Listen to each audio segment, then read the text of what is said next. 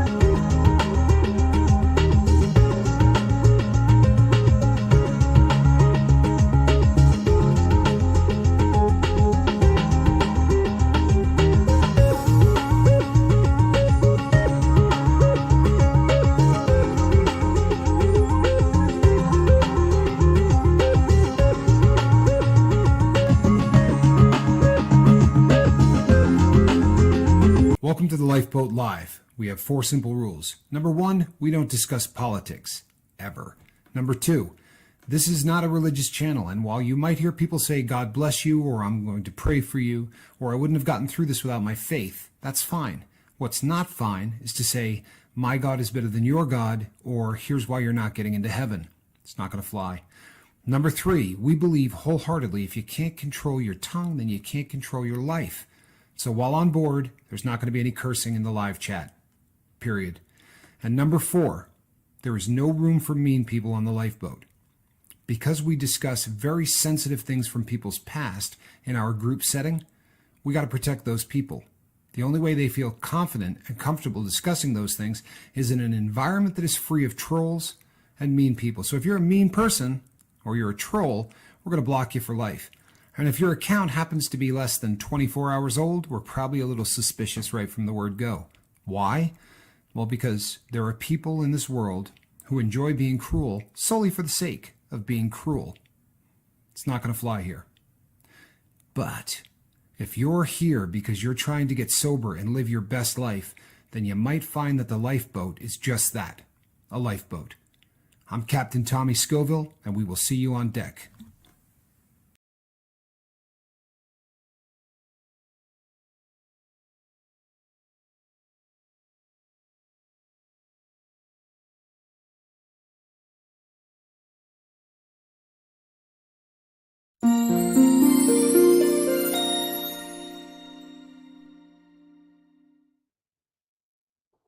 Hello, people. I am Tommy Scoville, and as always, on the other side of the glass is my bobbleheaded partner, Mark Wages, and you are on the lifeboat.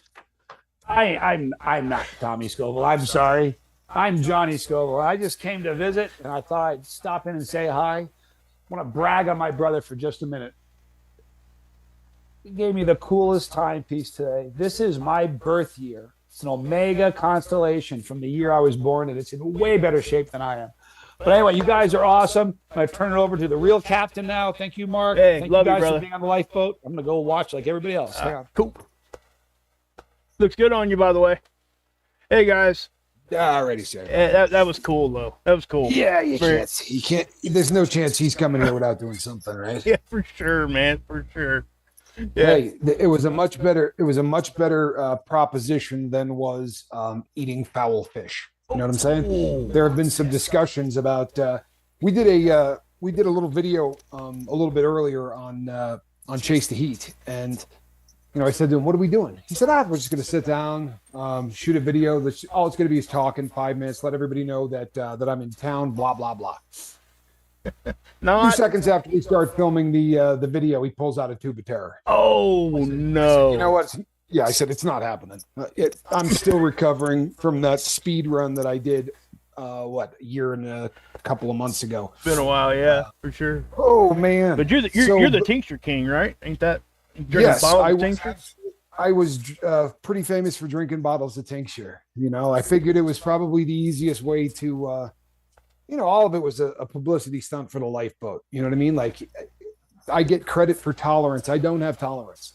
Like, I really don't. I would just, my brother can do it and talk to you. His superpower is that no matter how bad his mouth is burning, you just don't know it's burning. Like, he looks like he's eating a banana, when he's eating a super hot pepper. But what's the difference between a tincture and like an extract? I mean, is it it's just the process of how it's done. For all intents and purposes, it's the same thing, except with tinctures very often, almost always, in fact, use alcohol as a way to break down the end. There was a push for people that decided that they would rather not have alcohol in their tea. They would rather taste pepper than alcohol. And so there are people who are doing some cold press techniques and some other things. But the gold standard is to just let the stuff sit in alcohol for a really, really long time. And the last time I did any kind of spicy challenge or anything hot, I was actually in this room and I was sitting in a chair in that corner. And I did a tube of terror in 43 seconds. And then somebody said, "Boy, you beat your brother's record by, I don't know, whatever, a minute." And I said, "Yeah, but he didn't drink anything after." And the guy goes, "Oh, you can tough it out. You don't have to drink anything." And I pulled out a bottle of tincture and drank the entire bottle of tincture. And to be 100% honest, it was just because I had to get some liquid into my mouth. I was so dry from the peanuts and the burn. I thought, no matter how bad it burns, at least it'll, I won't have this cotton mouth. Right. But when that video was over, I folded up like a wallet. I'm not exaggerating. Get the in any cramps. way. My chest was on my knees, and I've told people before, if I could have straightened myself out, I probably would have gone and tried to, to seek help. But I couldn't get my knees away from my chest. It was hurting that bad. That's crazy, Hey, squirrel. That's it is. crazy. So, as we come up on this time of year, people, there's a lot of subject matter that we keep, that every Christmas makes you think about. And very often, in fact, what am I saying?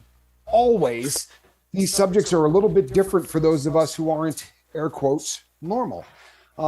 So family is a huge one. Family can be one of the great blessings of all time. And it can also be a trigger that sends people, over the edge, especially around holiday seasons. The stories all over the place. History is littered with people who, honestly, like Marvin Gaye. Marvin Gaye's father shot him on Thanksgiving Day, just arguing as a family, and that was the end. And you see stuff like that. It's holidays are really tough. The thing with family is you love your family more than anything in the entire world, right? There is a thing they used to call the trust respect triangle. Okay, so it's you at the top of it, and then you have trust and you have respect. If you meet somebody and you have never, met them before, brand new, first day you met them, you don't trust them. You don't know anything about this person. You obviously can't trust that person, right? Not yet anyway. They're going to have to earn your trust. But you're going to give them respect because you don't know who they are. For all you know, you're talking to the next president of the United States, or you're talking to a rock star. So you tend to treat people that you just met with instant respect, but you hold off a little bit on the trust. Well, with family, you absolutely trust, right? You know everything there is to know about that person. However, take my brother, for instance. I have watched him do really ridiculous things that I couldn't even tell stories about. And, as much as I love him more than anything in the world, there's always in the back of your head that, oh yeah, I remember the time where he did this, or this. And that's one of the intricacies of families, especially as we start cruising into the holidays. Yep. you're going to have a lot of Christmas parties where families are coming in. And we joked about this on one of the previous videos. If you have 4 siblings and they're all showing up with their kids, a dog or 2. Last Christmas, my bobbleheaded partner probably remembers, but last Christmas I had at the house, I think it was 12 people that were staying here, and 3 dogs. And what's incredible about that is I don't have a dog, right? So, yeah, I mean, we were house sitting 1 dog, and then 2 came on vacation, and it was just one of those unbelievable times. And I think I came on and actually talked about how I had to go hide in my room, and I had to do it multiple times. And from watching this show, you guys have probably figured out I'm a pretty social guy, right? I spend a pretty decent amount of time in that top emotional state that I was telling everybody about, that whole ventral vagal state. And the reason is, thanks, squirrel. I'm very comfortable in social situations because of how much time I spent working as a speaker. But that can all go away in an instant when you start dealing with family. You start to feel that thing in your stomach, where the discomfort. So how do you do the same things we were talking about the other day? How do you walk away from your family? Not an easy thing to do, right? It's like skipping the family party. There's, I think it was Niall that brought that up. It's a whole lot harder to skip the party when it's family. It's also a whole lot harder to walk away from people you love. So the first thing that you do, this is my humble opinion, people, you never have to listen to what I say. I would recommend it. I really would, because I've spent so much time screwing up that I think I got something to bring to the party, so to speak. I spent a lot of time making a lot of mistakes. But the first thing that I would do is when you show up, right, when you walk through the front door, make sure every single person who has the opportunity to screw you up knows where you're at. Do you understand what I mean? I mean, let's say you have spent the last 25 years of your life boozing nonstop. You got a drink in your hand all of the time. Now you're going to show up, and your relatives are going to assume that there is a really, really good chance that you want a drink, right? They assume that you probably need a drink. The first thing that you got to do is when you walk through the door, I would announce it. I would stick my chin up, right? I would put my chest out and announce with pride that you've got a control of your life, right? Don't do that, aw shucks, staring at the ground, kind of kicking with 1 foot. Yeah, I'm not going to be drinking this year. Holy hell, you talk about something to celebrate, right? Yeah. So look like it's a celebration. We talk about this a lot on the boat, but what you do, your physiology absolutely affects your emotional state. If I sit back in the chair right now and I do this number and I do the rest of the video like this, right? That's what you're going to get at it. But if I get engaged and I raise my voice occasionally and I sit forward and I get excited about what I'm talking about, more people will actually listen. Yep. The good news is I don't have to fake it on the boat, right? This is something that I feel passionate about. But you ought to be proud as hell if you're sober right now. There's nothing to be ashamed about for being sober. Quite the opposite, right? If ever you're going to be, feeling any kind of shame, it's usually from the stuff you were doing before, you got sober. So if it were me, when that door opens, I would say, hey, listen to this, man. You want good? 7.5 years, right? That would be for me. But if it's 2 weeks or whatever, hey, 3 months. And this is the time. I got it figured out. I got a group of people who support me every step of the way in this. And I'm learning some things that I didn't know in the past. And I really have a different handle on this whole addiction thing, right? As it turns out, this really is a mental thing. I mean, a disease type situation. I have a defect firing in my brain, and this is one of the big causes of what has been happening to me for so long. And there's knowledge in power. But the reason I'm telling you this is twofold. I love you, and I want you to know where I'm at in my life, right? I also, so that you can count on me if you need to. I'm not the person that I used to be. And number 2, I would be really happy if you didn't offer me a drink or, any of that. You don't have to put the stuff away where I can't see it, but I would like very much to, to not have it be offered to me.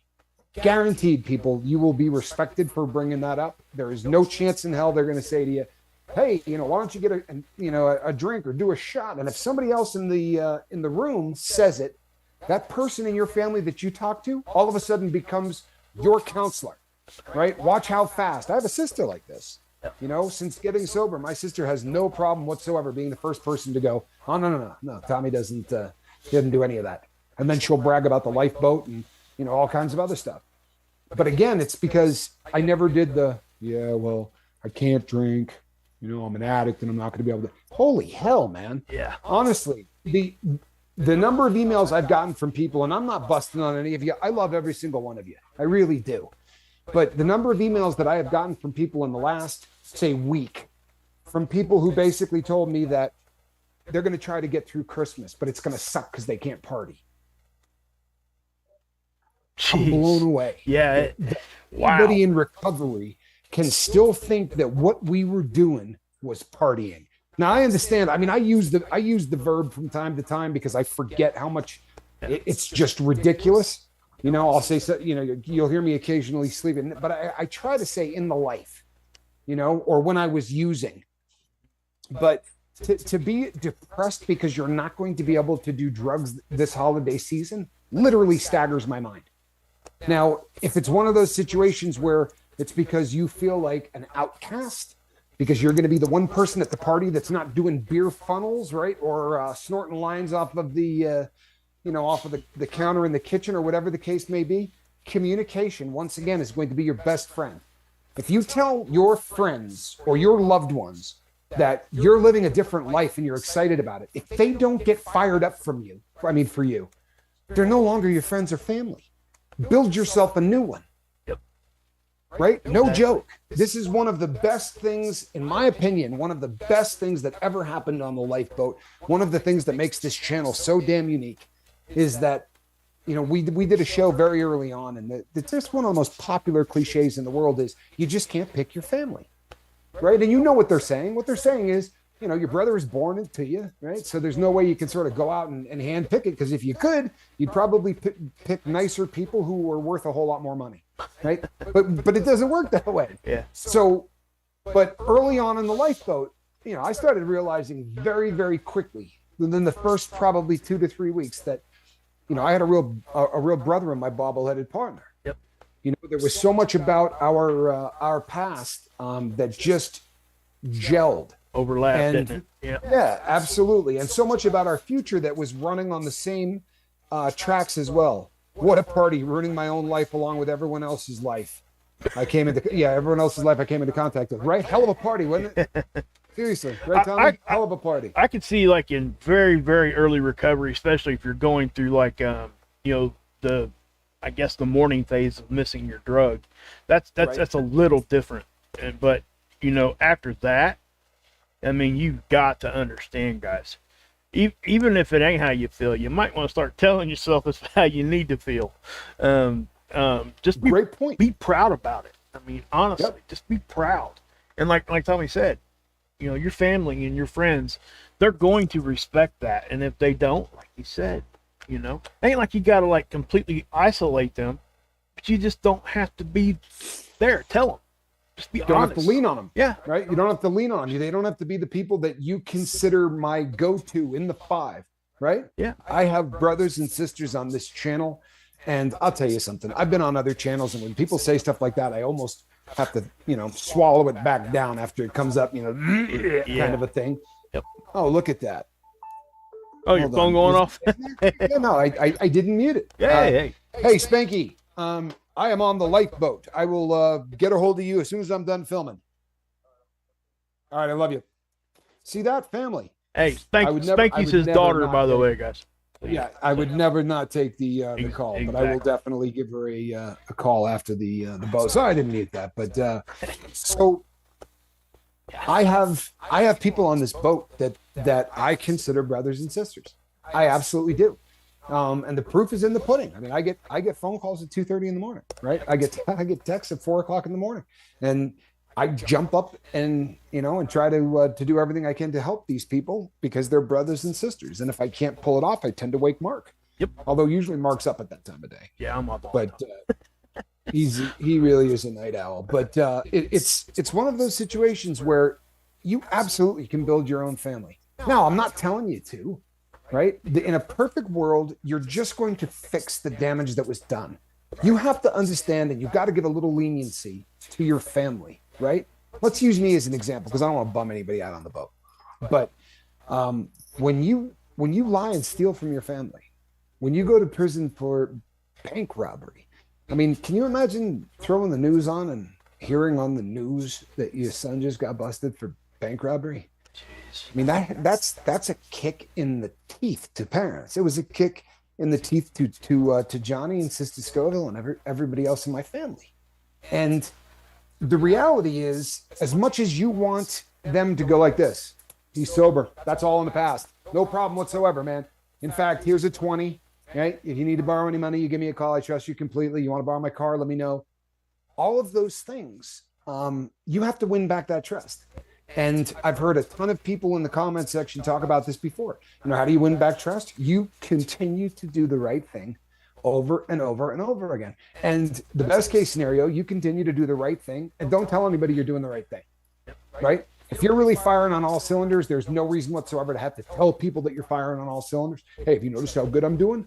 Because it sounds like it's a lead up to a loan. Oh, a little puppy made it. Little puppy came by. Little Janet Russell Terrier. Yep. Very, very cute. Awesome stuff. Yeah. So yeah, you can't expect your family to to get over things instantly. If this is the first Christmas that you're rolling in sober, I promise you there's going to be some residual damage that is going to need to heal. And it's amazing how much you can help in that process by saying to somebody, I get it. I understand, right? I understand why this is, I'm hard to trust. And I used to, one of my favorite expressions was, I know if a $20 bill comes up missing that everybody in the room is going to go like this. Yeah. Right? Mm-hmm. All eyes in the room are going to be on me. But I earned that. Yep.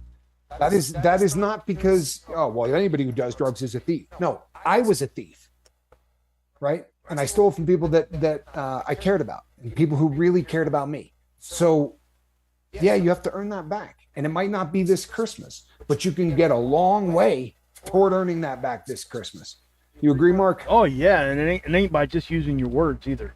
The biggest thing is going to happen by your actions. You can go there all day long and tell them, hey, I'm not that person anymore. I'm not that person anymore. I'm not that person anymore. Well, they're going to think what you were like 3 weeks ago before you got help, before you're in recovery. They're going to think you're just blowing smoke up their butt. You got to show them. And how do you're not going to be able to show them one time either. It's going to have to be a consistent thing. And, most people that are doing those kinds of things are willing to do that. And let me say this too. You have to be able to leave your pride, your ego at the door and get ready to swallow some crow. You have to be able to do that. It's very important. Even if you think you're right. If you think you're right, everything that you're saying to people around you, sometimes it's better just to sit there and not say nothing. Because you've got to build that rapport back up.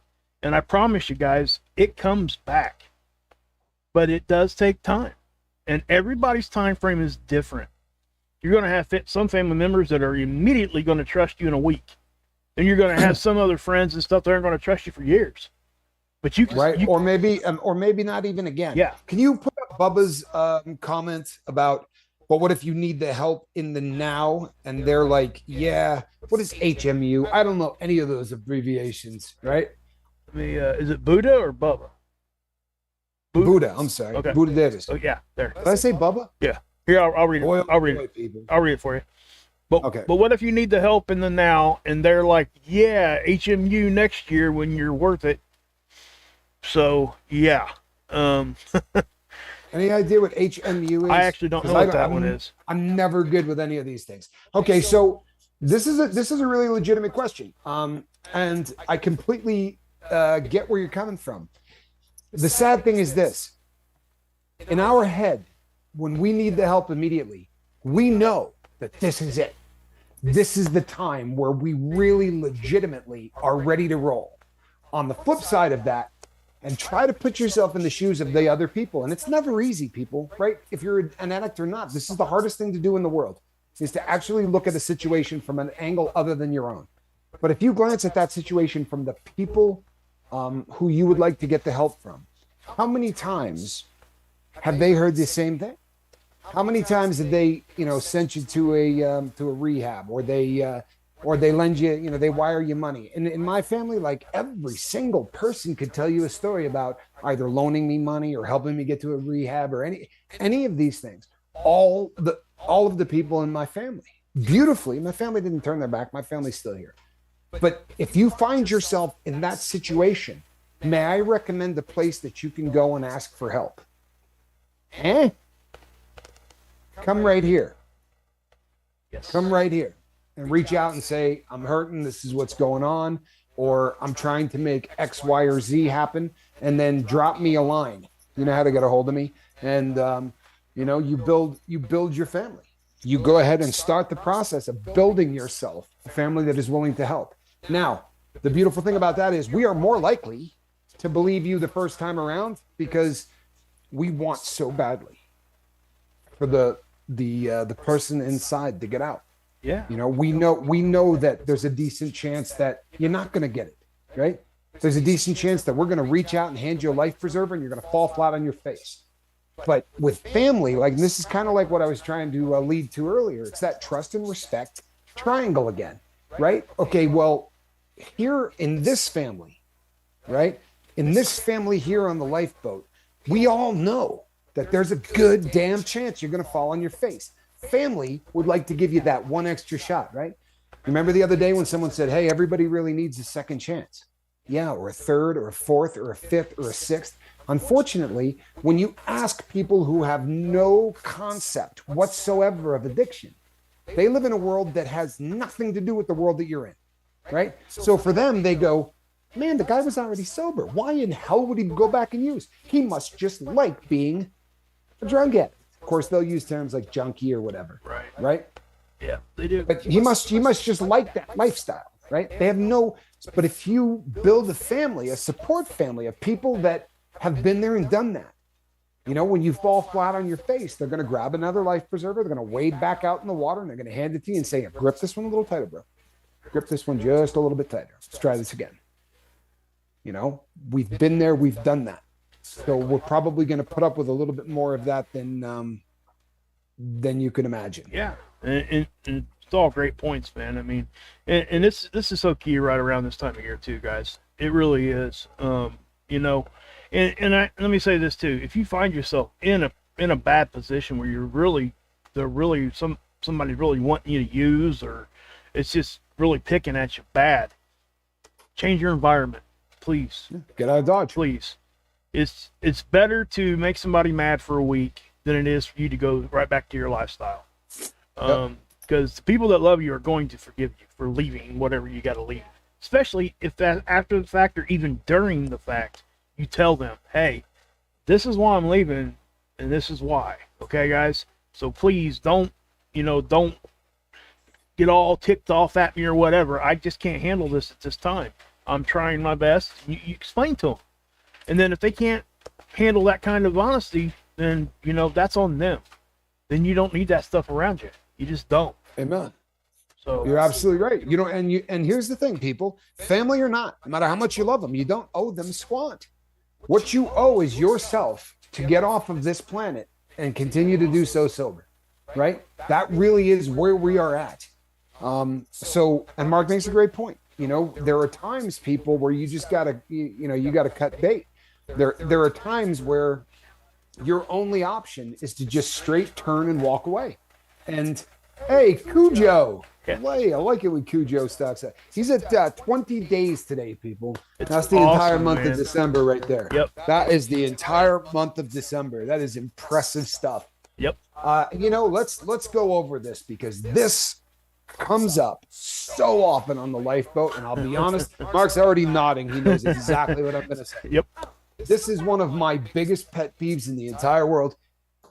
We have people come on, like last night we had a phone call. So 30 years, right? That's a lot of sobriety. You just got to get so excited for somebody that's got 30 years to live in the good life.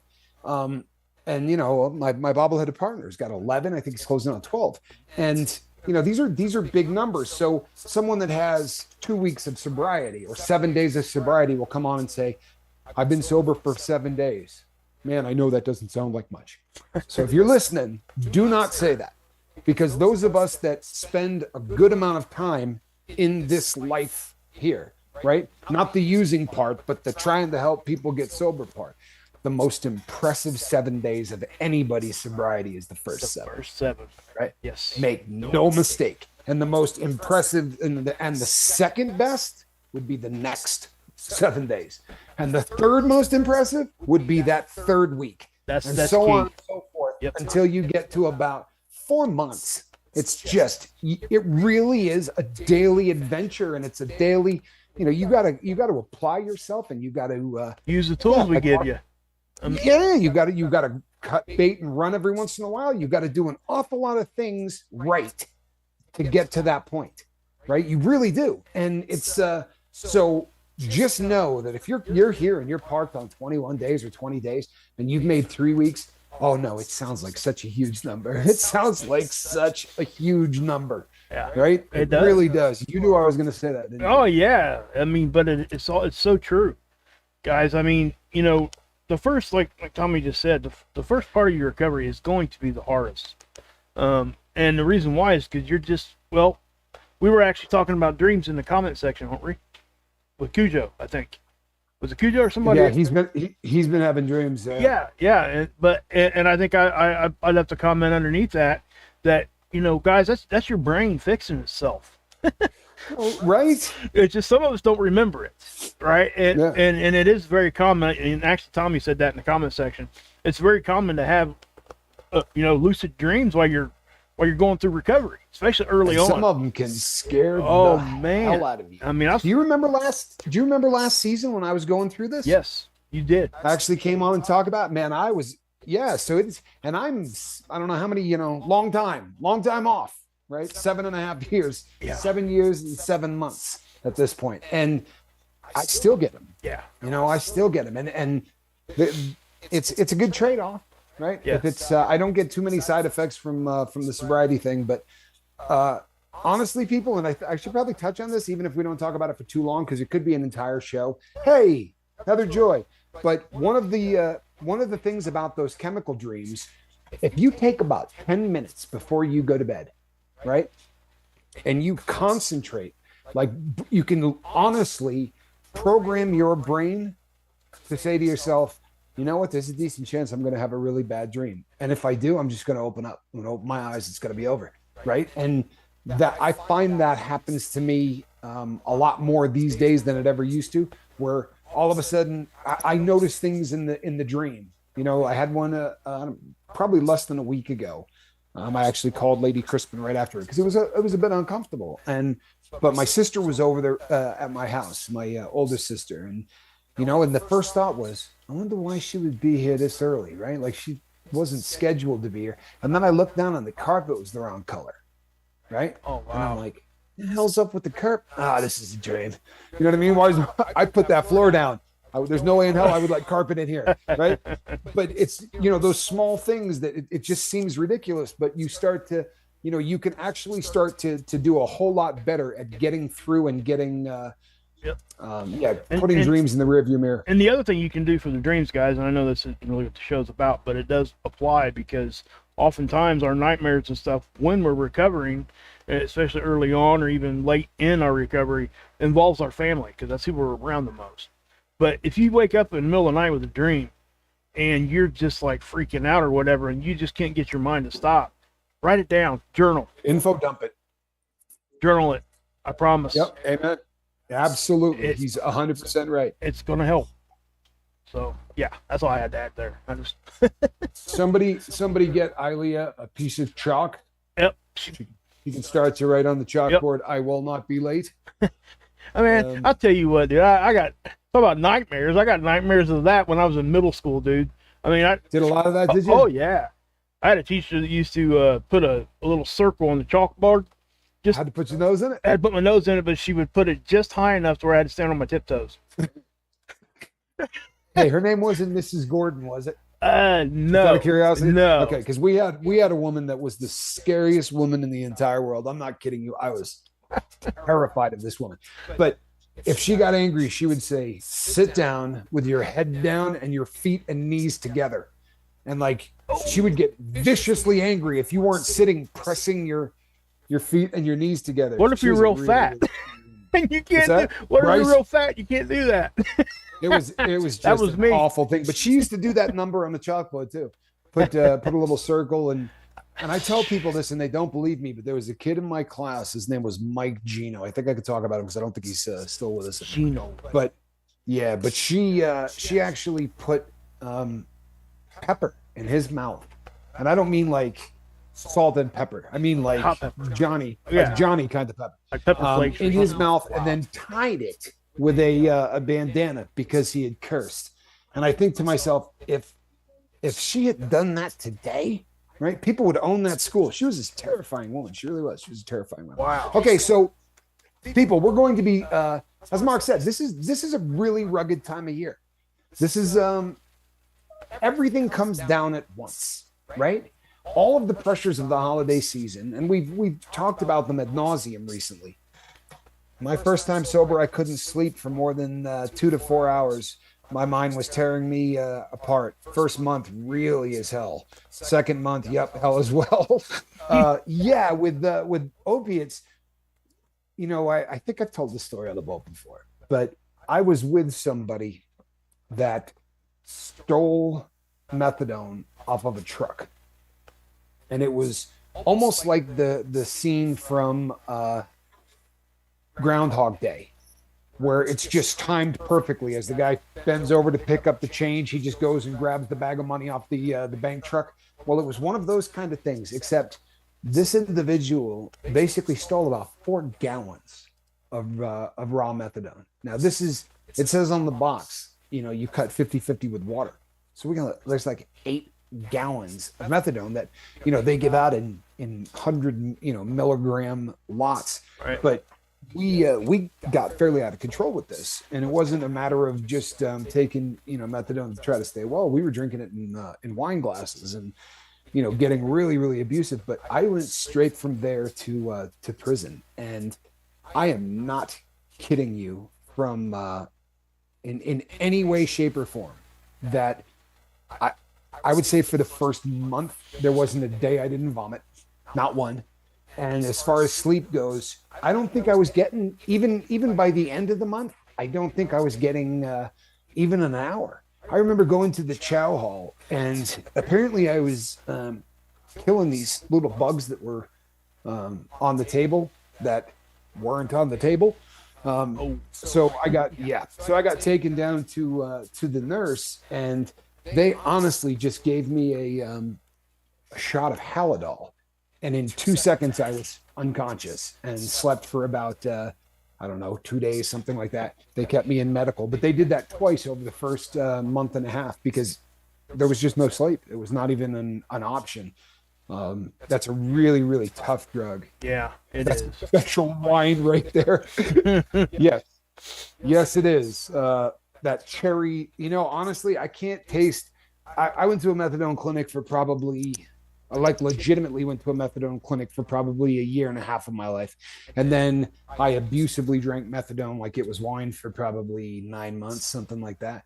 Yeah, but I can't taste anything with fake cherry.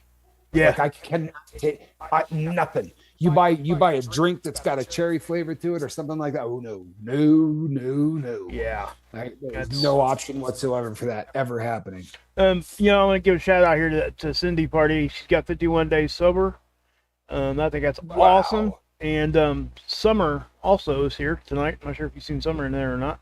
I did not see Summer. Summer, great to see you. Missed the boat. I said the boat's missed her, and I'll put hers up there too. The 4th month has always been when I relapsed, but happy to say I've reached 5 months and going strong. Wow. Yeah. So how good is that? Yeah, huh? we need some ones in the chat for both of those people. No question, right? Absolutely. Thank you, Zen Win. Thank you. Zen. You're such a supportive person. No question. All the right? channels, man. I mean, I see her over on Marfugo. I see her over on my channel. Just so supportive. Crazy. Summer, if you had any idea how proud I am of you, that really is one of the most unbelievable accomplishments. And I don't mean, you know, to get into the fourth, you know, month thing, but when you have a number that is a stepping stone, or, you know, or a stumbling block, and like I was that cat, except mine was considerably closer to quitting than yours was. I never, ever, ever could make it by day 30.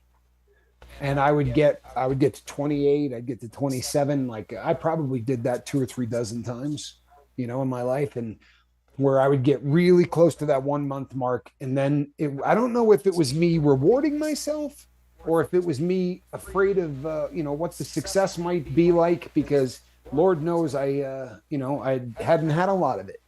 You know, I got really close a bunch of times, but every time I did, I would go and figure out a way to absolutely destroy it. So I got a quick story. Okay.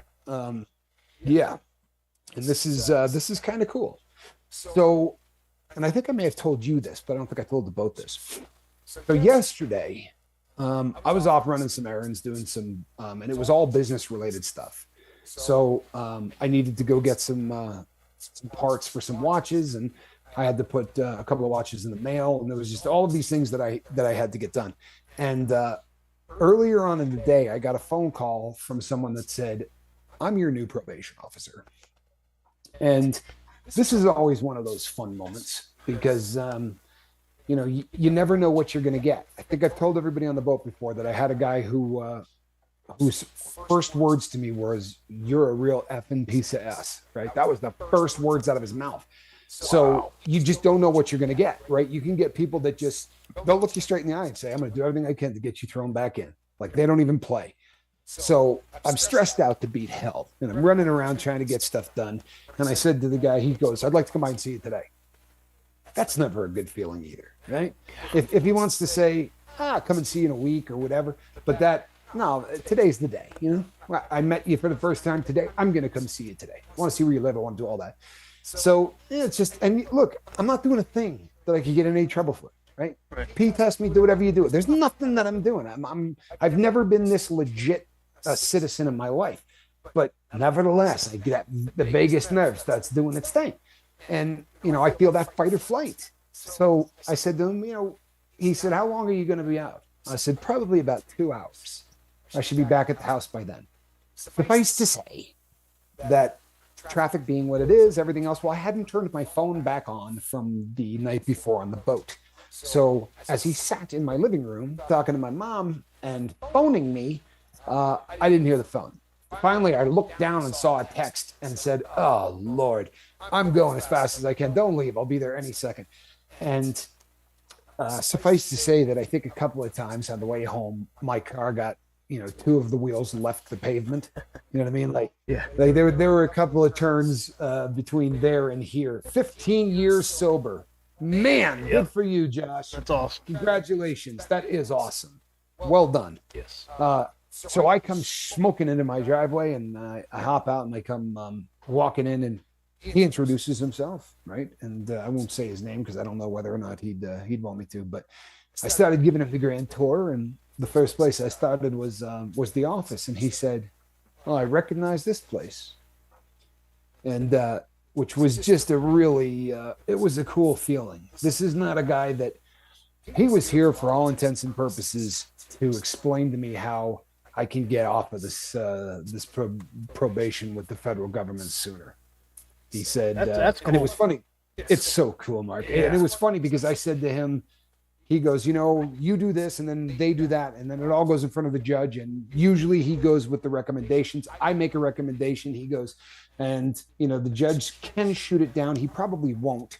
But just so that you know, it's a possibility." And I said, "Well, I know I look like a piece of crap on paper, you know," and I meant because of the things I've done in my past. And he pulled the file and was like, "Do I have that on the file?" He's like, "Man, you look like you've been doing everything right." I said, "Oh, I meant before." He goes, "Before doesn't matter anymore." Oh, wow. That is so And cool. I want to tell you something, people. It was the coolest feeling in the entire world.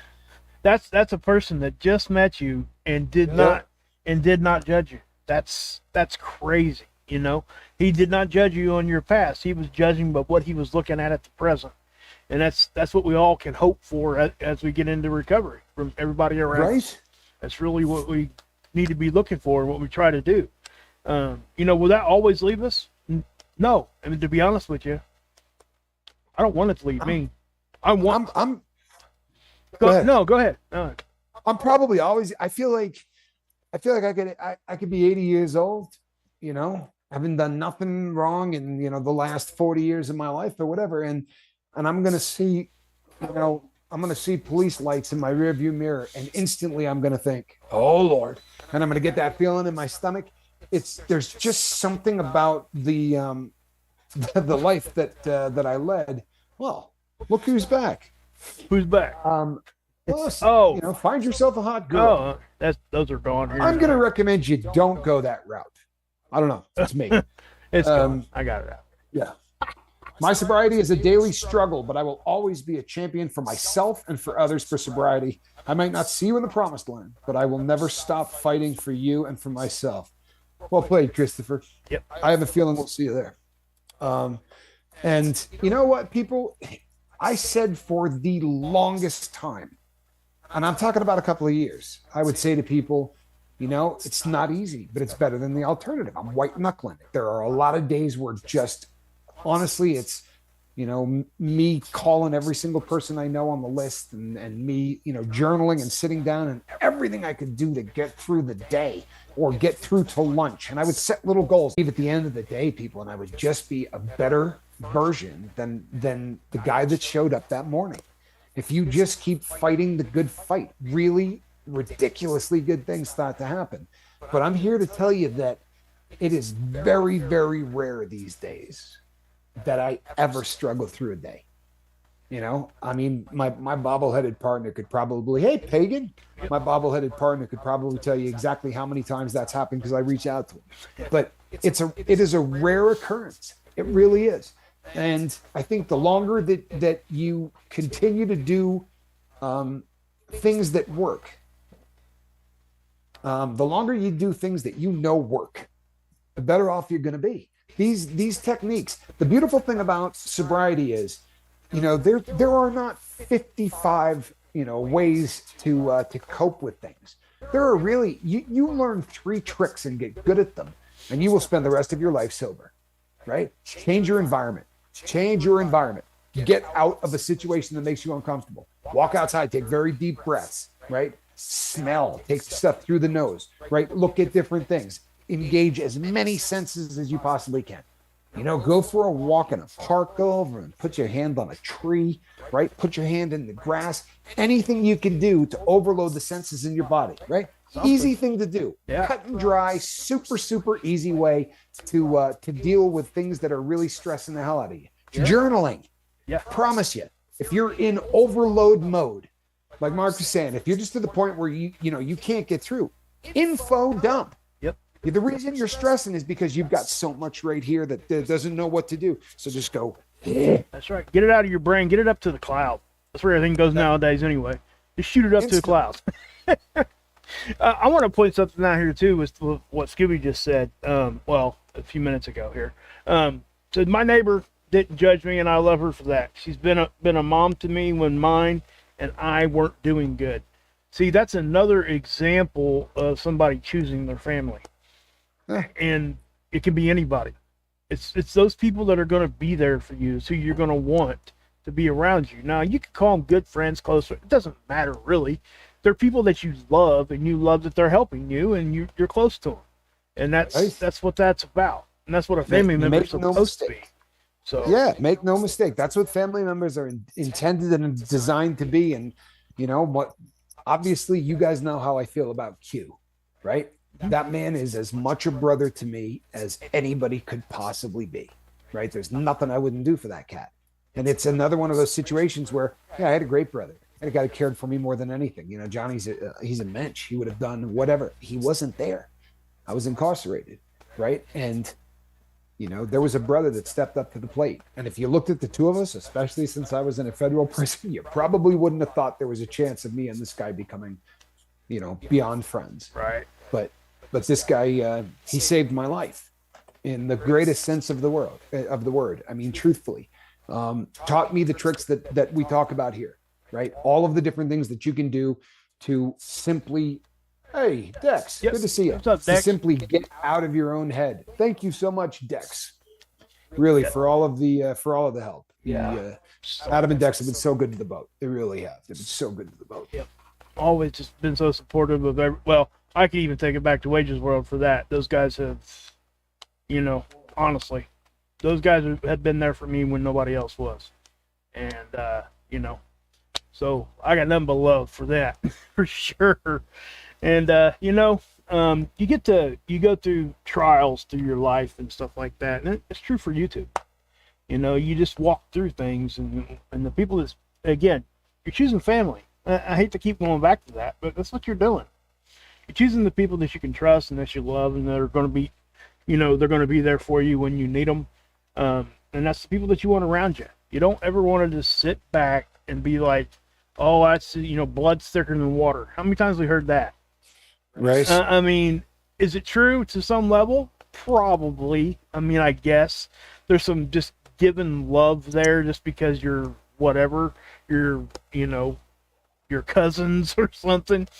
But I can tell you this, that I've had family members, cousins, pass away that I did not shed one tear for because I just did not know these people that well.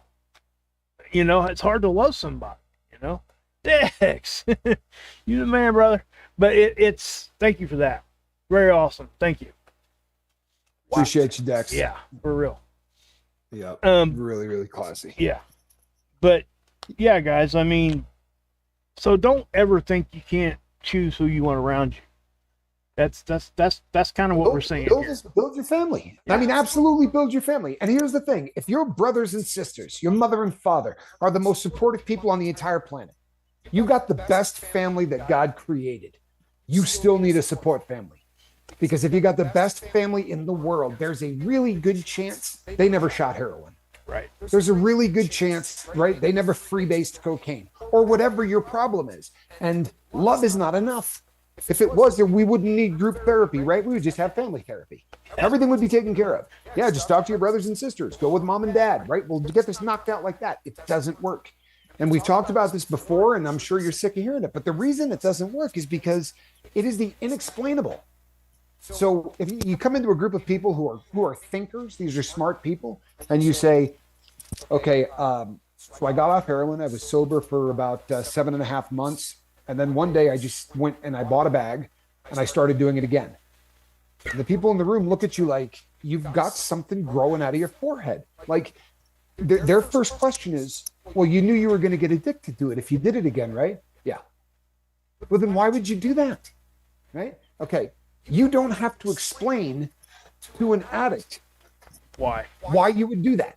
The people in your support group will say things, you may get tough love, but tough love in that kind of an environment was, so how did that work out for you? Yeah. Huh? Was it worth it? Was it worth going out and buying a bag?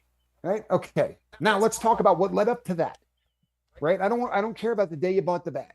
Right? That's the end of it. What led up to I'm going to go drive to the hood? Right? What was going on? Well, family is never going to walk you through that process because they just don't know. It doesn't make them bad people. Right? We've done a lot of talk in here before on the difference between, dumb and ignorant. Ignorant doesn't mean that you're not intelligent, right? Or anything else. What it means is that this is a subject you don't know a whole lot about.